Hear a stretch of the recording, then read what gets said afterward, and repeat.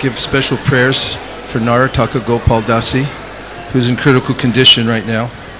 Please, everyone, dear Lord Nrsingadev, if you so desire, please save our dear Narataka Gopal Dasi from imminent danger. All of the Vaishnavas and Vaishnavis today who are present and who agree with this, please say Hare Krishna. I've been also asked to read the following eulogy for Gargamuni, a disciple of His Holiness Bir Krishna Goswami, of Sridhar Maharaj. This is a Gargamuni eulogy. Apparently he just passed away. He writes, "All glories to Srila Prabhupada. We are greatly saddened to hear the sudden departure of Gargamuni Prabhu. Gargamuni is the initiated disciple of His Holiness Sridhar Maharaj, as dear disciple of His Divine Grace A.C. Bhaktivedanta Swami Prabhupada. Sridhar Maharaj was instrumental in assisting Srila Prabhupada in establishing the Bombay Temple at Juhu and other projects in India. I've known Gargamuni for many years, first in my capacity as GBC of his home country, Slovenia, and then as dear friend and Shiksha disciple. Gargamuni was in line to take sannyas from me in the near future. Knowing of Gargamuni's strict adherence to the Krishna conscious process, his exemplary Vaishnava qualities, and his high level of knowledge of the Vaishnava scriptures, I requested him to come to Fiji to assist in establishing high standards of Vaishnava behavior and education. While in Fiji, he inspired many devotees and won the heart of all the Vaishnavas. Everyone who met him loved him and felt inspired by him. He was very, very close to me, and I was depending on his assistance in carrying out Srila Prabhupada's society in Fiji and elsewhere. It is a tremendous loss for myself and Srila Prabhupada's movement. Krishna has decided to take him elsewhere to render service in Lord Chaitanya's Sankirtan movement. His departure from the planet was exemplary and something that we all should aspire for. Surrounded by loving devotees chanting the holy name, he left this world to rejoin his spiritual master and Srila Prabhupada. All glories to His Grace Gargamuni Prabhu, yours in Srila Prabhupada's service, Bir Krishna Das Goswami, Gaur Premanande. Gargamuni Prabhu ki. Did you bring your axe? Is there an axe? Ask him, he knows everything. Ask him, he knows everything.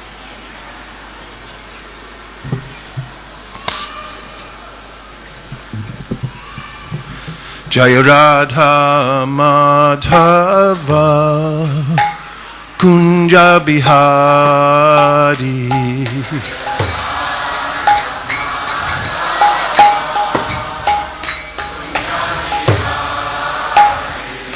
Jaya Radha Madhava Kunja Bihari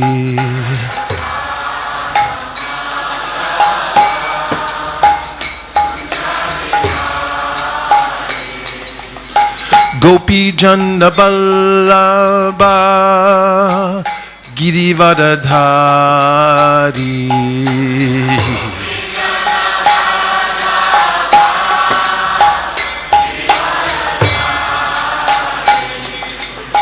Gopi Jana Ballabha Girivadadhari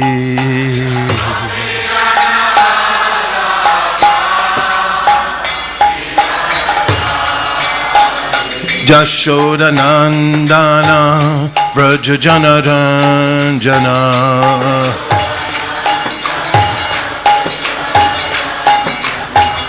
Jashoda Nandana Vraja Janaranjana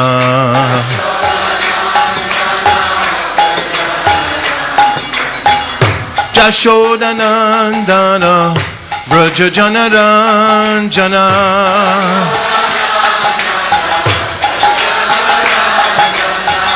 Jashoda Nandana Vraja Janaranjana Jamuna Tira Banachari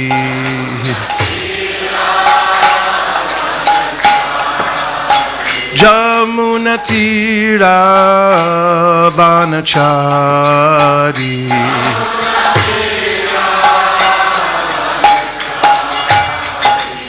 Jaya Radha Madhava Kunja Bihari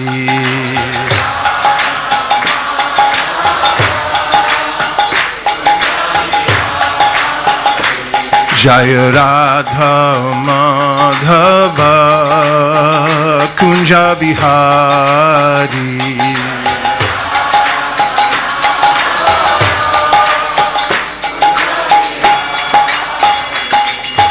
Gopi Jana Vallabha Girivardhari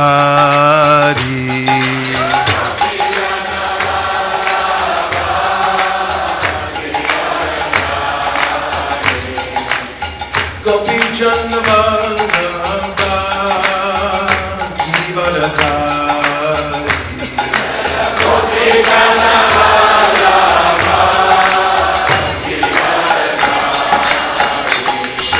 Shodanandana Braja Janaranjana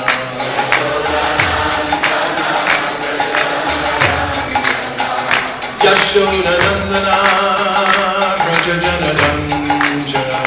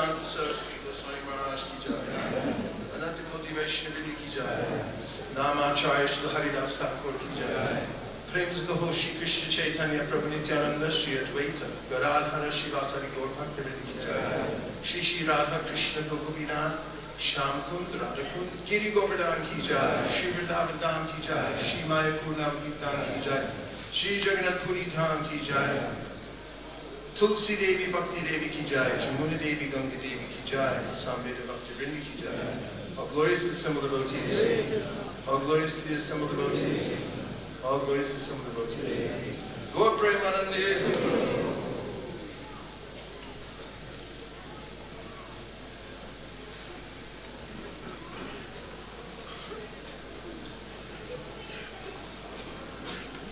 Om Namo Bhagavate Vasudevaya.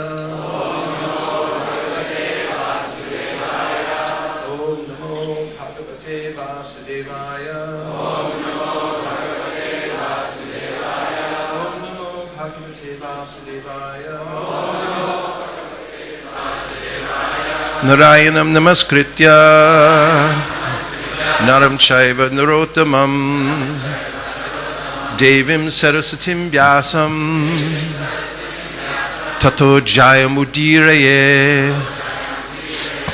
We'll be studying verse 888 today, much to the happiness of anybody from China. And, right? And we're going to read the first few verses that don't have purports. Not that we have to, but we want to.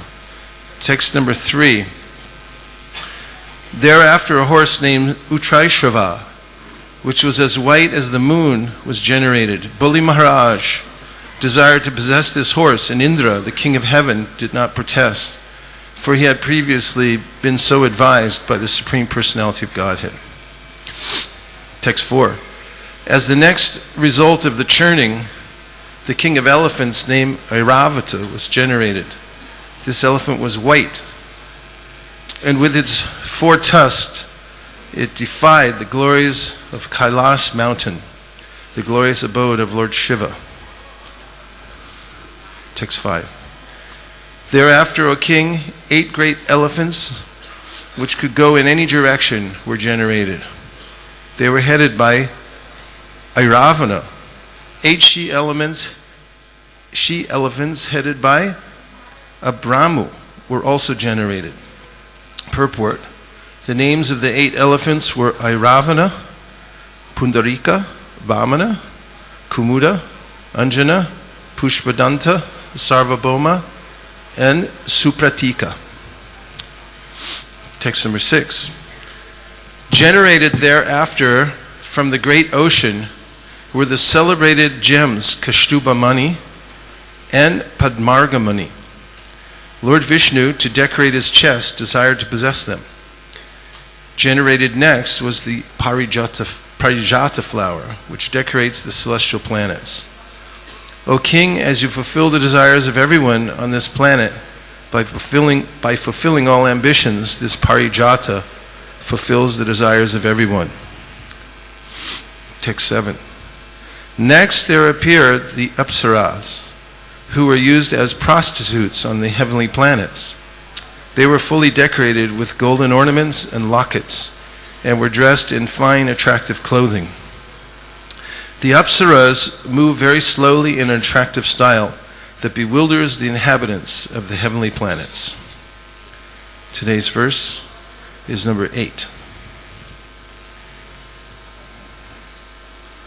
Tataschar vir bhut sakshat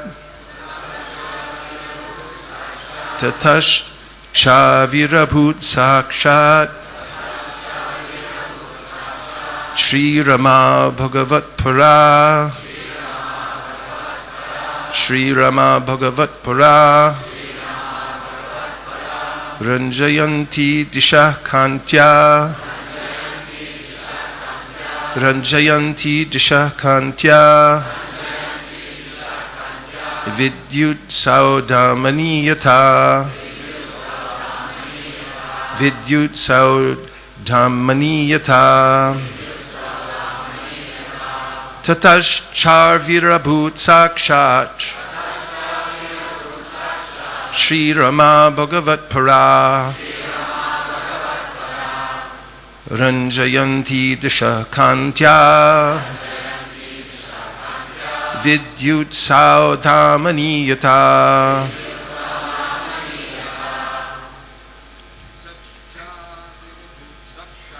Tataschar virabhut sakshat Shri Rama Bhagavat Para Ranjayanti Disha Kantya Yata Tataschar virabhut sakshat Shri Rama Bhagavat Para Ranjayanti Disha Kantya Vidyut Saudamyamiyata. Vaishnavis. Tataschar virabhut sakshat Shri Rama Bhagavat Para Rajayanti Disha Kantya Vidyut Saudamaniyata Tataschar virabhut sakshat Shri Rama Bhagavat Para Ranjayanti Disha Kantya Vidyut Saudamyamiyata. Tata.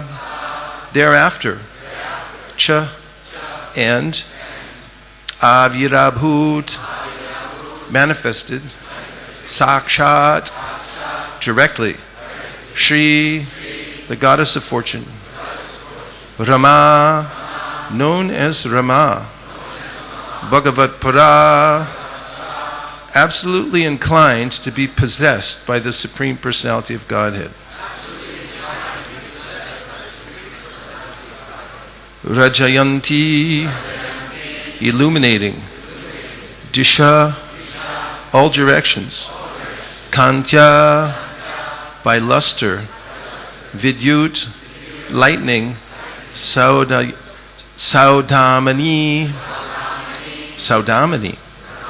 Yata, as. Translation. Then there appeared the goddess of fortune, Rama, who is absolutely dedicated to being enjoyed by the Supreme Personality of Godhead. She appeared like electricity, surpassing the lightning that might illuminate a marble mountain. Please repeat. Then there appeared the goddess of fortune, Rama, who is absolutely dedicated to being enjoyed by the Supreme Personality of Godhead. She appeared like electricity, surpassing the lightning that might illuminate a marble mountain.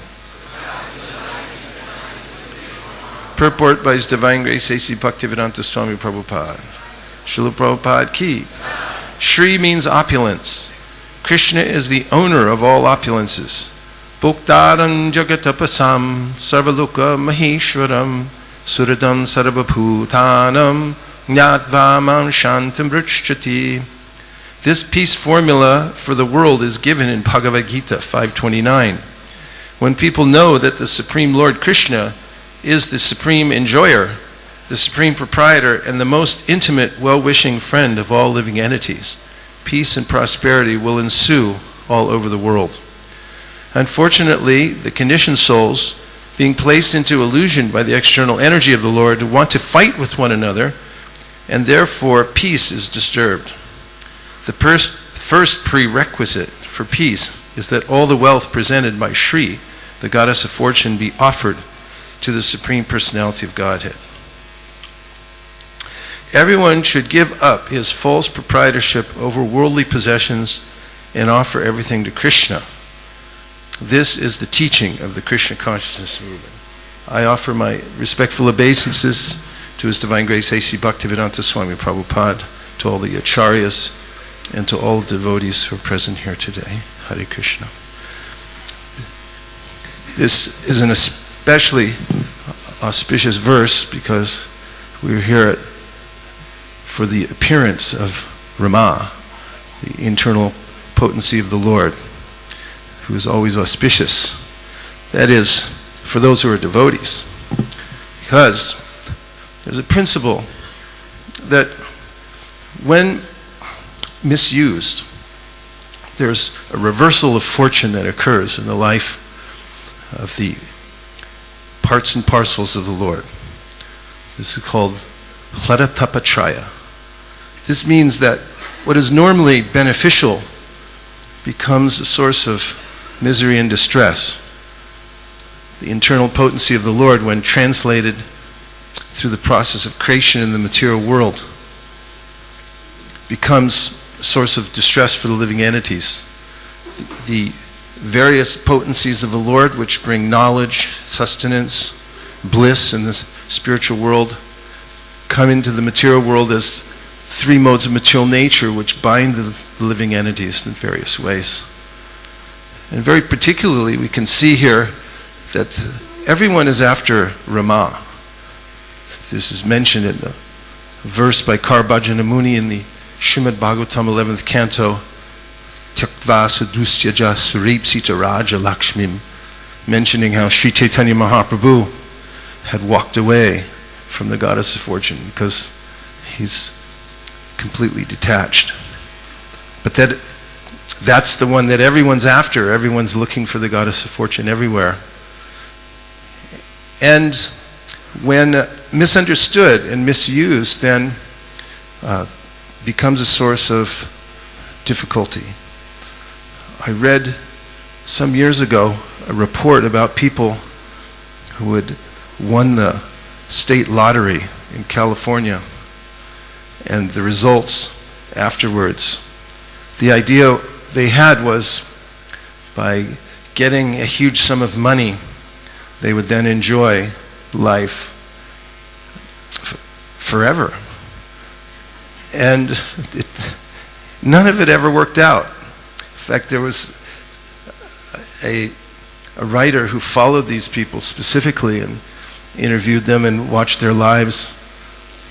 One of them I particularly remember was one of the biggest winners of all. He won about $500 million in the super lotto. There's a description of the huge house he had bought. And when the interviewer had approached the house, he saw that there was a forlorn and skinny horse walking around on the lawn. It wasn't a proper place for a horse, and obviously the person didn't know how to take care of it. And when he went inside, he saw the similar disarray. He had collected all kinds of game machines. They were lined up throughout the different rooms of the house and so forth. And the person eventually became an inveterate alcoholic and had slid into a very desperate situation in life. The idea was that seemed to be okay, that by getting a lot of money, then I'll become happy. Of course, that's an extreme example, one might say. However, according to the principle I mentioned, Laditapachaya, it applies everywhere in the material world. And therefore, Krishna, out of his kindness, gives us the actual formula for happiness in the Bhagavad Gita. Jagnarta kamano nyatra lokoyam karma bandhana tarartam karma konteya mukta sangha samachara. He said that by yajna you can actually become prosperous and happy. If you sacrifice, this is counterintuitive, but if I sacrifice for the Supreme Personality of Godhead and I give to Him, because as mentioned in this purport, Bhoktaram Jagatapasam, He's the right person to give to. Because when you give to Krishna, because we're parts and parcels of Krishna, then we also become enriched simultaneously. This is a principle that Prahlad Maharaj mentions in the 9th chapter of the Bhagavatam. Naivatmana prabodayam nijalabha purno manam janada vidusa karuno vranite yajjano bhagavati viditita kaman tachchatmane pratimukasya tamukha shri. And he gives the example that when you decorate your face and then you look in the mirror, the reflection is also decorated. How about that? And so in a similar way, he said, when we give to the Supreme Personality of Godhead, then we ourselves become decorated. This is a great revelation to have. Because the big mistake in the material world is to think that I'm out for myself and that I can somehow or other get ahead independently. But if one discovers the principle that I'm actually an eternal giver, that's what I'm meant to do. I'm meant to give. By giving, I grow, and by giving, I become happy. And then, of course, we may not find the right person to take who can actually satisfy us when we do give. People all the time are complaining about unrequited love, aren't they? Practically every culture has myriad of songs about how I gave and I gave and I gave and I gave, and then they took off in a pickup truck and took the dog with them. And there they go off into the sunset. And this is the norm in the material world. But living entities want to give. We see this around us. People are always looking places to, like, if you go to any place there's a little pool of water, you'll find people come up and they go, throw money in there. Why? That's the nature of living entities. They want to throw money in somewhere. It's Shri, it's Lakshmi. And they think, I'll just throw it in there, something good will happen. And so nothing really good happens. mess up the pool. But it shows that the living entity has this inclination. I want to give somewhere. So Krishna says, you give to me. Bhuktaram yagatapasam. I can take it. I'll take everything. In fact, Chaitanya Mahaprabhu, during the Mahaprakash, 21 hours sitting in Shiva's Angam, and then started, as he sat down on the throne of Vishnu, revealed that he was the supreme enjoyer. And he told the devotees, you bring me things to eat. So they started bringing bananas. And then not just a few bananas, but hundreds, and then thousands, and tens and thousands of bananas. I mean, how many bananas can you eat? When I was younger, I could eat a lot of bananas, but Lord Chaitanya Mahaprabhu was eating tens of thousands of bananas, and then pots of yogurt and milk, and he was just drinking them all, taking it all in Ganga water, and everything they could bring, he would take. It was the same when Krishna manifested as Govardhan Hill, and he said, feed me. So they were running everywhere and bringing more and more and more. He was taking and taking and taking. So this is what brings happiness to the living entity, is to find a place where I can actually give, because I'm inherently a giver, and then find someone who can take, and then who reciprocates, because I'm part and parcel of Krishna, just as when the stomach takes the food, then it gets distributed to all the different parts of the body. So, Supreme Personality of Godhead, when we find that person to whom we can give ourselves, then we become greatly fortunate. And to go on with the discrepancies of the material world, there are many observations given about how one can't even keep wealth at all here. I'm thinking of the 5th canto of Srimad Bhagavatam when Jad Bharat is speaking to Maharaj Rahugana, and he brings up how one man figures out how to steal some money from somewhere. He steals the money and gets away with it. But then another man, Devadatta, comes along and he steals it from the man who stole. And he thinks, oh, very good. And then the man Vishnu Mitra, he comes along and steals from Devadatta. And so all this stealing and keeping is going on. The money's the same, but it's just transferring hands from one person to another. And all the time, it actually belongs to the Supreme Personality of Godhead. Each person holds it for a few seconds and thinks, oh, this is mine. And similarly, in the Bhagavatam 12th canto, in the Bhumi Gita, a short, very powerful chapter for perspective on this subject, Bhumi herself, who could be a better witness to the insanity of trying to hold on to material wealth for oneself, sees that kings come and fight over the land. They try to conquer pieces of land. And not only do they want to conquer the whole world, she says they fight and fight, and finally they're successful. To some degree they conquer either part of the world or the whole world, but that's not enough. They want the oceans too, she says. That's always seemed even more ridiculous, because practically speaking, how do you measure whose water it is, up to which point? In fact, in New York, there's air rights, and how far you can build upward, because you can own the air above. In Colorado, for some time, they might have changed the law, but there were water rights. You couldn't catch water from the sky, or you'd be arrested, because that belonged to somebody else. And there were laws against that. So there are all these ways in which Bhumi is saying that people are fighting over these things. But she said, it's ridiculous. I've watched millions of them come and go. And it's infantile, the way they fight over these things.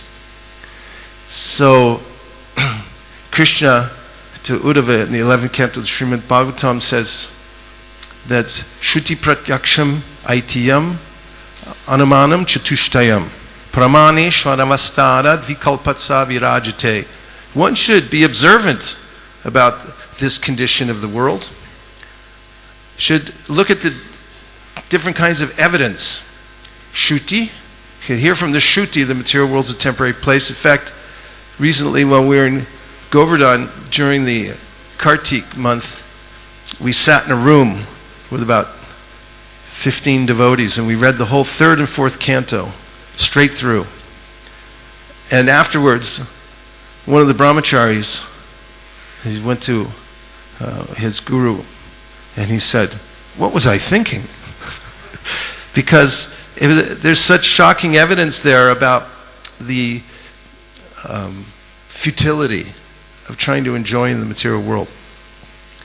So the verse says, use Shruti and Pratyaksha, see for yourself, Aitiyam, and that means traditional wisdom. And Shruti, Pratyaksham, Aitiyam, Anuman, and be reasonable, you reason about it. And then he said, Pramaneshu avanastana, see that the material world is not substantial, and vikalpat savirajite, therefore don't become attached to it, because you can't keep it. There's a lot on the negative side about how the material world is temporary, and how trying to hold on to wealth is futile, and so forth. And then on the positive side, Krishna is so kind that even a little bit of yajna, Prabhupada writes about the verse, Pratram pushpam palam toyam, that these are insignificant things. If one makes a sacrifice, I mean, where can you get a leaf of flower, fruit, or water? Where? Anywhere and everywhere. And it's not expensive. But if you just offer it to Krishna with some gratitude, then he'll accept it. And the yajna is complete because of that. And Krishna will bless the person because of that. So, on the positive side, Krishna is the supreme reciprocator and gives everyone an opportunity to worship him, even in the most simple way. And now I'll take a few reflections. That means anything that you heard so far that's stuck in your mind.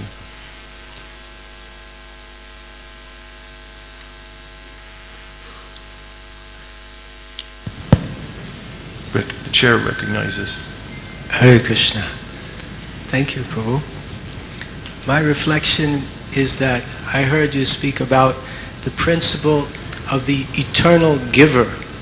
And the living entity, our nature, is that we always want to give something to someone, but we don't always know who's the right person that we can give to. Yeah, that's why we're created. There's Eko Bahushyam.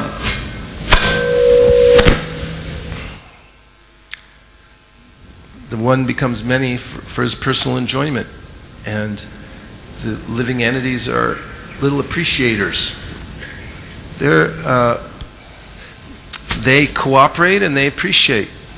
By appreciating the Supreme Personality of God, then they become glorified. They become full and happy. And by giving, they become filled up. This is the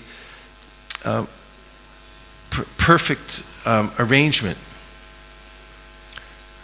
So I was saying earlier that if one realizes this, then one's life can turn around. Because then I think, how can I give? How can I give more to Krishna? One studies very deeply what are the ways in which I can give myself, give my resources, give my mind to Krishna. Thank you. What else?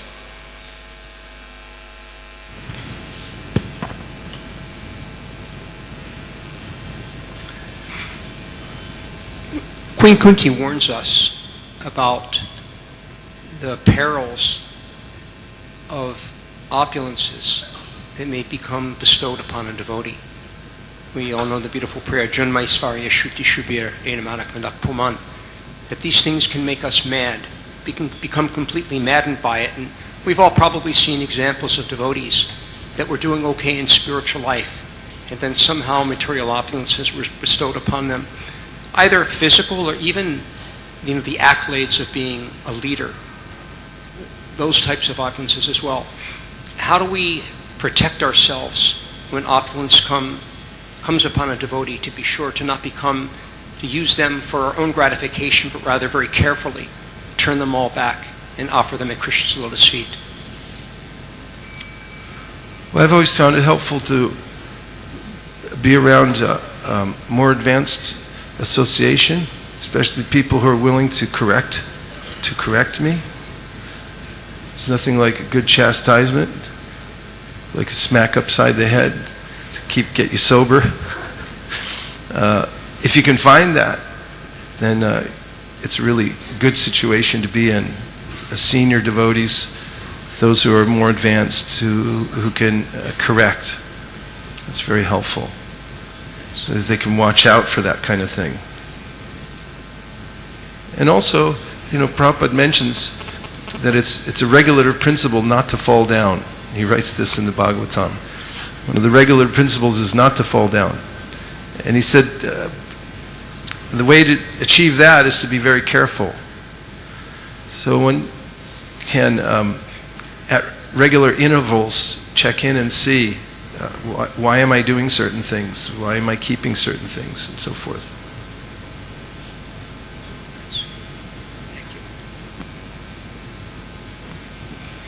Prabhu, you mentioned earlier that our nature is to be eternal givers. But then we look for the right person to give it to. But if our nature is to be a giver, then why isn't it that when we give, whether there's reciprocation or not, we're not still satisfied? Why can't we just give and be satisfied with that nature? Well, you can to a certain degree. That's why in the 12th chapter of the Bhagavad Gita, Krishna talks about the gradation of levels of service. He says, always think of me, give everything to me. If you can't do that, then practice doing that through the regulations of devotional service. And then he said, if you can't do that, then just try to work for me and then give the fruitive result. And if you can't do that, then just try to be charitable. Give somewhere. And give anywhere and you'll feel the same thing. And when you give something away, you realize, hey, I'm still alive. I survived that one. And you start to think, and then you'll see, actually, people do reciprocate in some way. But the best of all circumstances is when one learns how to direct all one's energy to Krishna. But Krishna even recommends the idea of being charitable, because you'll see from that you're not your body. Yes. 1, 2. Okay, Hare Krishna. That's such a good attitude for me, because what I try to do is I have projects in mind, like Laguna Beach Temple needs help, and we have this big project next door, the TOVP, and to think that when money comes, I already know what I'm going to do with it. That's all. So when money comes, you give to there first, even if things get a little difficult, like some people might be crying because yesterday American stock market went down about 2%, and I think Indian went down almost 6%. But people who have money, they should be thinking, instead of thinking, wow, now that came, I can't give, it's better to think, I better give something now while I still have an opportunity to give, because then you get the eternal benefit. So giving should come first. It's called preemptive giving. Yes. As that once happened to me at Radhakund. I went there. It was the first day that I had gotten to Govardhan. I stayed there during Kartik. Each year, I went to take my bath in Radhakund. I put my gamcha on, I put my clothes on the bank of the Radhakund, everything else that I had, and I went in, took my shnan, said Gayatri, came back out, and my stuff was gone. So then we asked the monkeys. They said, we didn't take it, we don't do stuff like that. And I looked into the crowd of people and I thought, in India, when it's gone, it's gone. And then I realized, here I am, I have a gamcha, and I've got about 6 miles to walk. And so I just pretended I was a sadhu. And it's like, I'm American sadhu. This is how I roll. And I walked all the way to the ashram, and of course, it wasn't all my stuff. It was just my kurta I had some cash, and I had my notebook, pen, things like that. But when I got back to the ashram, see, normally before I would leave that place, I would give a donation. But this time, I went straight to my locker, got the donation out, and I went to a Sit Krishna, the Mahant, and I said, "Here's my donation now." Which reminded me of a joke I heard about two guys walking down the street in Omaha, Nebraska. Hope nobody's from there. I tried to pick a town. And a gunman jumps out. They're two friends. And the gunman jumps out and says, "Give me all your money." And so they raise their hands, and one guy says to the gunman, "Okay, no problem here, but just give me 1 second, okay?" So he pulls out his wallet, and he turns to his friend. He says, "Larry, here's the $20 I owe you." And so if one is wise enough to see that, as Didici is a similar principle. Didici, when he was asked, he relied on that principle. He said, "Yeah, it's going to be taken anyway, at any time. Therefore, better I give it away, because you don't get any credit when it's taken away. You're just, people go, what a fool. It was stolen."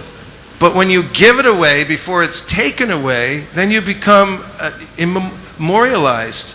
Like Bali Maharaj, he just said, "Okay, I'll give it." His guru said, "Don't do it." Everyone said, "No, this is not a good idea." And he said, "No, I think I'll do it." And because of that, he became famous. And so the principle is so powerful that if one learns to honor a goddess Rama properly and utilize whatever wealth one has for the service of Krishna, then one's life becomes auspicious. Yes.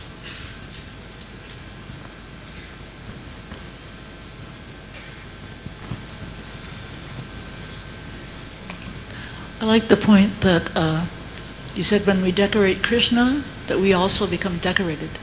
And I was just thinking, in America especially, but many places, it's a multi-billion-dollar business, buying creams and lotions and all kinds of makeup and things, and just jewelry, like unbelievable amounts. You could save every hungry person in the world 10 times over with what's spent on makeup and jewels today.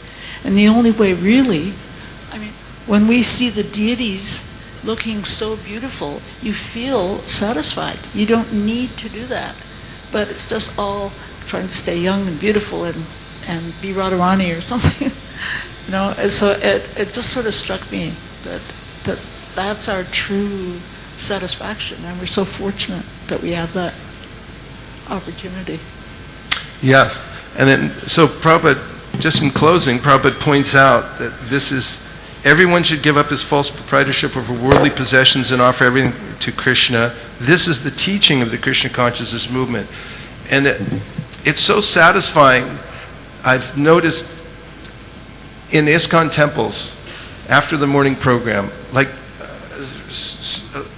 fairly recently I was in Chicago, and right after the morning program, before the next events were going to happen, most of the devotees cleared out, everyone went, and then people who were on their way to work would come to the temple, and they just sit there in front of the deity and just look at the deity. And I was thinking, who are these people? How they can sit there for 15, 20 minutes and just gaze at the deity. And I was thinking, this is the only place in Chicago where you can come and sit and look at Krishna. And also, I think the same thing in Silicon Valley where we live. I just noticed there's a car dealership. Must be an Asian car dealership, because they put up a huge statue of Buddha that's facing the 101 freeway. So when you go by the car dealership, Buddha's there, giving a benediction. And I always offer my obeisances when I go by. But I was thinking, it's the only spiritual image along the freeway anywhere. You could drive to Los Angeles 600 miles and you won't see another spiritual image. Maybe a cross, which doesn't invoke a lot of rasa. But people don't see these things. They don't get it. They don't have a target. They don't know where to put their resources. So we go out.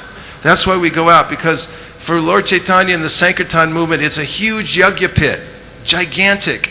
And it grows and grows and grows. It's like a fire that can consume unlimited amounts of people's contributions. And people don't know at first this principle of giving. So that's why Lord Chaitanya Mahaprabhu and his associates went out and they'd meet people and they'd invite them to come in and give. And when we go out for Sankirtan, we invite each person, please give. In fact, when I teach book distribution, I tell the devotees that we're training that don't deprive people of the opportunity to give a donation, because that's where they start to feel that they've connected to Krishna. And when I ask people, for instance on the street or door to door or anywhere else for a donation, I always say that we don't sell the book like in a bookstore. We only ask for donation. We don't need the money, but it's an ancient principle. When you give something in return for spiritual knowledge, it connects you to the previous teachers who have passed it down over many generations, and it allows you to enter deeply within the knowledge. And out of thousands of people that I've told that to, I can think of maybe 3 that haven't given a donation based on that. And it's because it's true. And when you tell people that, they get it. They say, yeah, that makes a lot of sense. That I'm giving for myself because I'm going to get benefit. So our movement, we establish temples so people can come. They'll bring in a melon. They'll put it on the altar. That's nice. They'll come and they'll give their time, their resources. And then for the rest of the world, we go out and we invite people to participate in the yajna. Jump in somehow or other and take advantage. And this is the great task of the Krishna conscious movement. Give everyone a chance to contribute, to feed Krishna by giving their resources, and they'll become happy. Gaur Premanande Haribo. Nitai Gaura Haribo. Haribo.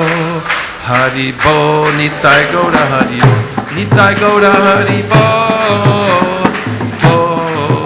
Haribo. Nitai Gaura Haribo.